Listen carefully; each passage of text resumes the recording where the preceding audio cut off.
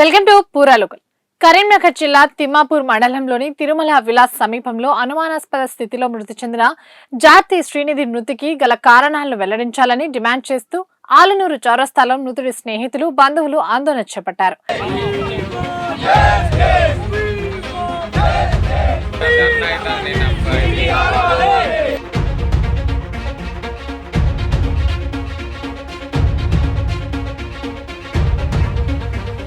రాజీవ్ ఆధార్పై బైఠాయించి ధర్నా నిర్వహిస్తూ న్యాయం చేయాలని కోరారు. మృతికి సంబంధించిన పూర్తి వివరాలను బయట పెట్టాలని, ఘటనపై సమగ్ర విచారణ చేపట్టాలని డిమాండ్ చేశారు.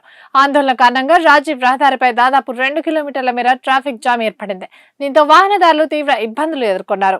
ట్రాఫిక్ ను క్లియర్ చేసేందుకు పోలీసులు దాదాపు గంట పాటు శ్రమించారు. ఘటనా స్థలానికి చేరుకున్న పోలీసులు బాధిత కుటుంబానికి న్యాయం జరిగేలా చర్యలు తీసుకుంటామని హామీ ఇవ్వడంతో ఆందోళనకారులు ధర్నా విరమించారు. 2 రోజుల క్రితం చనిపోయాడు, చంపబడ్డాడు. ఈరోజు ఆర్టీఓ ఆఫీస్ వెనుకనే జరిగింది, అక్కడే పోలీసు వ్యవస్థ ఉంది. మరి ఇంతవరకు దాని గురించి సీసీ ఫుటేజ్ లేదు, దాని గురించి ఎలాంటి చర్యలు లేవు, దాని గురించి ఎలాంటి వివరాలు లేవు. ఎందుకు ఇంత లేటు?